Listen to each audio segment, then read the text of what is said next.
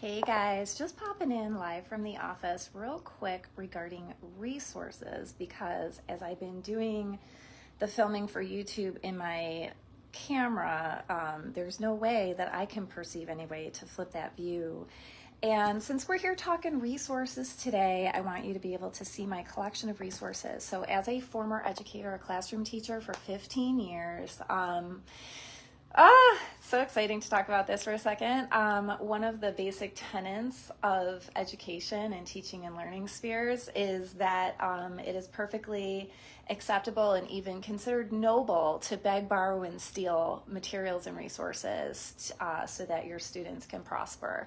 And it is something that I just kind of took that baton and ran with it. And I had the privilege of working with a beautiful teacher named Stacy Bannister. Currently, Kugel was her name then, and she was a dynamo and a half. Came from Pittsford Central School District, very well versed in differentiated instruction, and she just really kind of taught me to just kind of go all out when it comes to securing resources. And if you think it's going to benefit the kids, you just go for it. And similarly with sharing resources, she really kind of taught me that there's no competition, that we are really there to support these children, and what they're getting from me or what they're getting from you or what we can each give to them, it's all going to benefit them.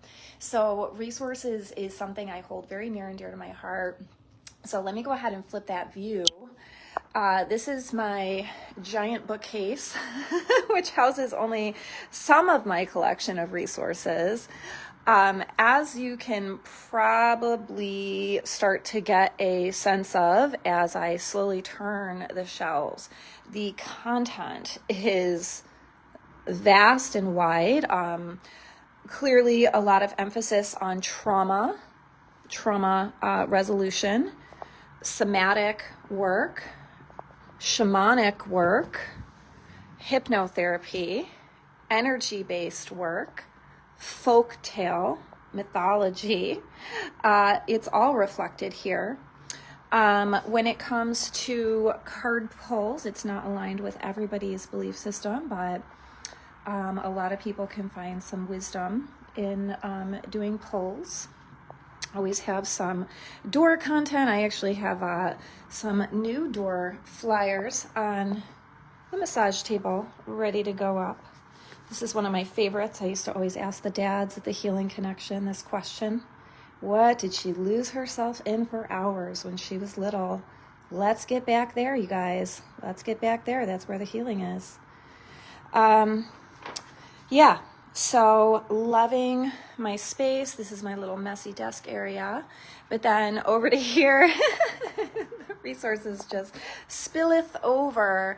So this is normally my little shovel shin collection. Got a lot of Ingerman over in this little domain. Of course, plenty of Dick Schwartz all throughout. This is one of my favorite resources that really helps a lot of people. It's called Spiritual Lovemaking, Relax into Sex, Awaken into Life. Really beautiful for sexual healing. And then there's my little basket, which has the stuff that I'm most frequently using. So as we can see, a lot of somatic internal family systems work happening. Still doing a lot with resourcing with people. So, and no resource goes unused. As you can see, they're very loved. They're very, very well used. And there's never a time that I ever falter when it comes to securing resources for my patients. One of my testimonials, in fact, it was on the screen outside the door when I walked into my space today. It talks about how I was a very insightful guide in his process and connected him to numerous resources that helped his spiritual and personal development, and that I was adept at always making sure that he was ready to receive those resources and to use them adaptively in his experience. So I just wanted to come in while I could kind of use that camera view to talk about my lifetime of experience as a teacher. I really am a teacher at heart. It is probably my primary archetype. And it's something that is just so deeply a part of who I am, that I have determined I would like to do more teaching about how to utilize these resources in client care and interaction. So as I am working on my new practice presentation as the Sovereign Key, I'm going to really be looking at ways that I can serve the community by doing more teaching, because the instructional lesson design and planning is just so deeply ingrained in me, and it's so fluid. I feel that I'd really like to bring these skills and more of these resources to more people. So if this resonates with you, if you feel like you really want to work with somebody who's going to give you some applicable skills and some resources that you can use, my cover photo right now talks about, it's part of a testimonial, and it talks about how every session she feels like she receives resources that she can directly apply. And I was the same way when I was a teacher in teaching and learning. I couldn't stand going to professional development trainings if there wasn't something that I could make and take, something that I could walk into my classroom the next day and apply.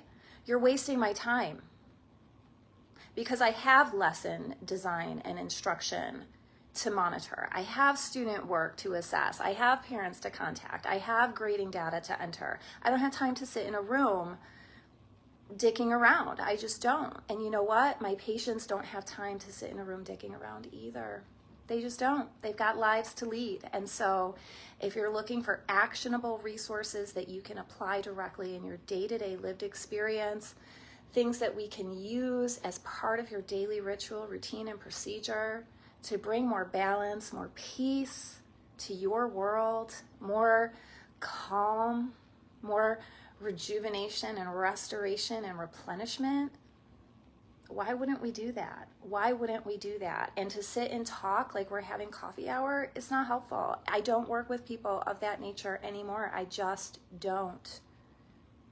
So if you want to work, you want to learn, you want to have resources, come on down and see me, babe, because I'm here and I'm waiting for you.